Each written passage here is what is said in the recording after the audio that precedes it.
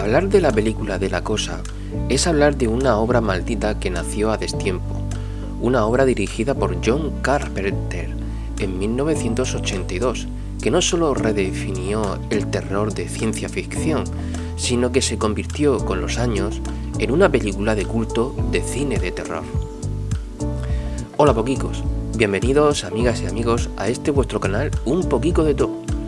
Cuando se estrenó en 1982, La Cosa fue, sin rodeos, un fracaso. Recaudó apenas 20 millones frente a un presupuesto de 15, y la crítica la despedazó con una mezcla de incomprensión y rechazo visceral. La tacharon de fría, nihilista, excesiva. Algunos críticos la consideraban incluso vacía o repulsiva. El problema, el momento. Ese mismo verano, el público abrazaba con lágrimas en los ojos a E.T. el extraterrestre. Una historia cálida, luminosa, casi infantil. Carpenter ofrecía justo lo contrario, un universo donde el contacto alienígena no trae consuelo, sino descomposición. Era en esencia el anti-ET. Pero el tiempo, ese gran crítico silencioso, corrigió el juicio. Hoy la película es considerada una de las cumbres del terror del llamado body horror, con un consenso crítico moderno abrumadoramente positivo. Así que venga, comenzamos. ¿Sabíais que Kurt Russell casi pierde la voz en una escena clave durante un rodaje en exteriores extremadamente fríos? Kurt Russell tuvo que gritar repetidas veces hasta quedar prácticamente afónico. El vapor visible al hablar no fue añadido, era completamente real. Carpenter decidió mantener esas tomas por su crudeza física. Un cómic oficial revela detalles ocultos de la historia. Años después del estreno, Dark Horse Comics publicó una secuela en viñetas que amplía elementos que la película deja en sombra. Fue supervisada parcialmente por el propio John Carpenter. Muchos fans la consideran casi canon. El test de sangre no estaba totalmente en el guión original. La famosa escena se modificó durante el rodaje para aumentar la tensión y el ritmo. John Carpenter decidió simplificar explicaciones y centrarse en la reacción de los personajes. El resultado fue una de las secuencias más intensas del cine de terror. La frase con la que os invitaría a ver esta película sería: nadie es quien parece, y lo que descubrirás al final puede cambiar cómo ves a todos. La atmósfera, el frío como un personaje. Uno de los mayores logros de Carpenter no es narrativo, sino sensorial. El frío no es un contexto, es un personaje en sí mismo. La Antártida no actúa como simple escenario, sino como prisión metafísica. Todo en la película, la fotografía de Dan Cundley, los espacios cerrados, la iluminación dura, transmite aislamiento absoluto. No hay escapatoria, no hay exterior, no hay ayuda. Este encierro genera una tensión que no depende del susto fácil, sino de algo más sofisticado, la sospecha constante.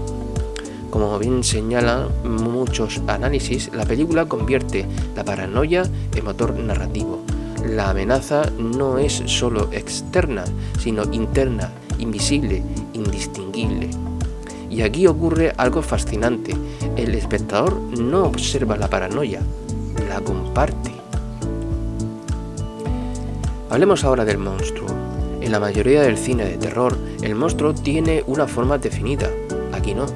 La criatura de La Cosa no es solo un ser, es un concepto profundamente perturbador, la pérdida de identidad.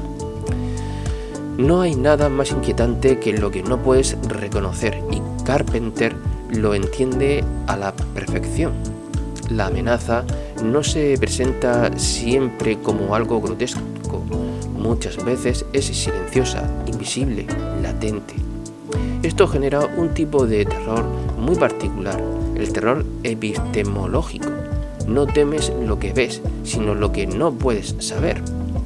En palabras de muchos fans y críticos, la película convierte una pregunta simple en una pesadilla existencial. ¿Cómo sabes quién es quién?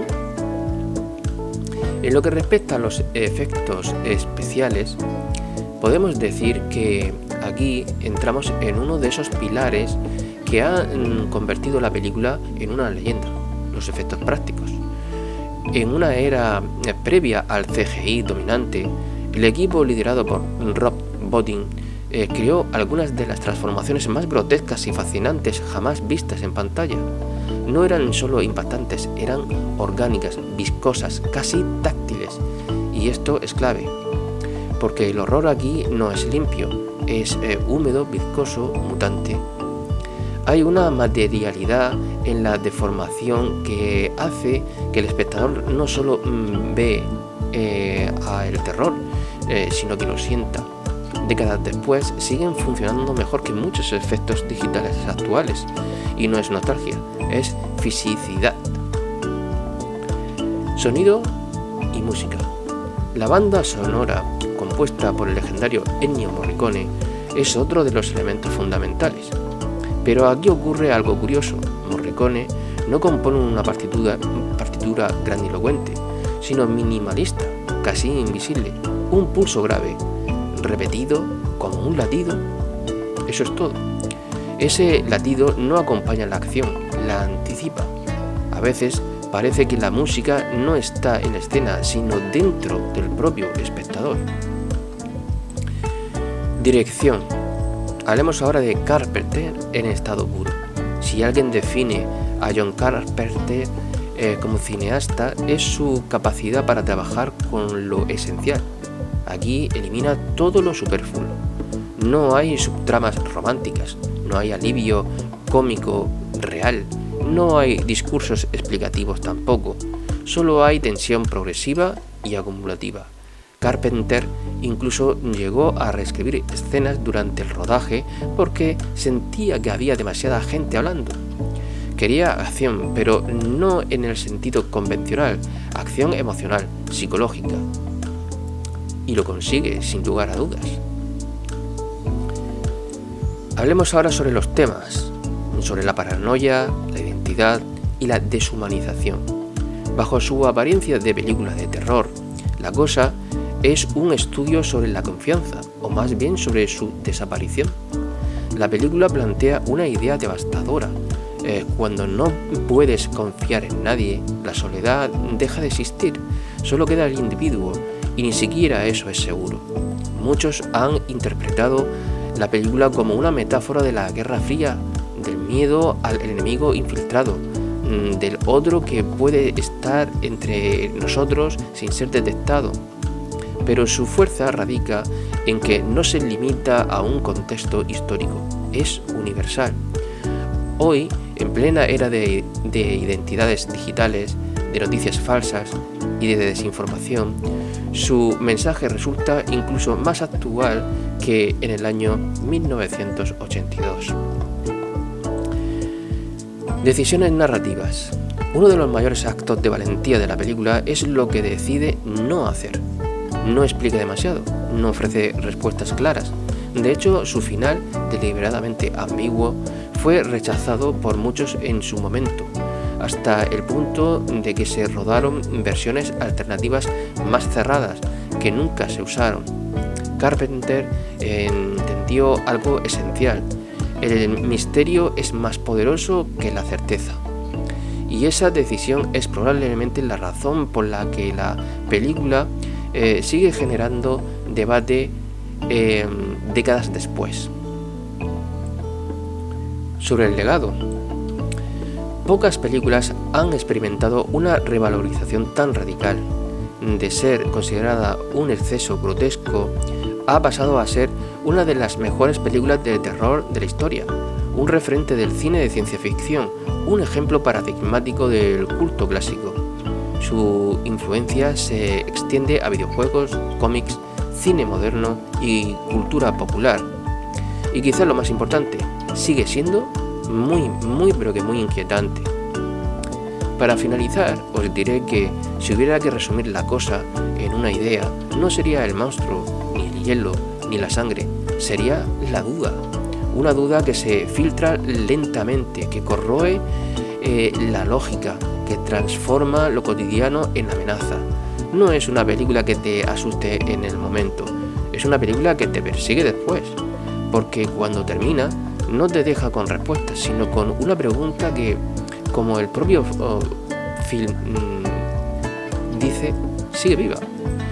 Y si no puedes saber nunca la verdad, y si no pudieras saber nunca la verdad, qué gran pregunta, ¿eh? Bueno, ahora sí, os dejo ya, pero antes solo deciros que espero que este vídeo os haya servido. Darme un me gusta, un like si os ha gustado y decidme qué os ha parecido en los comentarios. Os invito a que hagáis una excursión por el canal, que seguro que vais a encontrar alguna temática que sea de vuestro interés, por proponerme vosotros nuevos temas, que si estoy capacitado lo trataremos en el canal. Suscribiros y darle a la campanita para ver y estar al día de todo el contenido, y nos vemos en el siguiente vídeo. Ved cine. Adiós.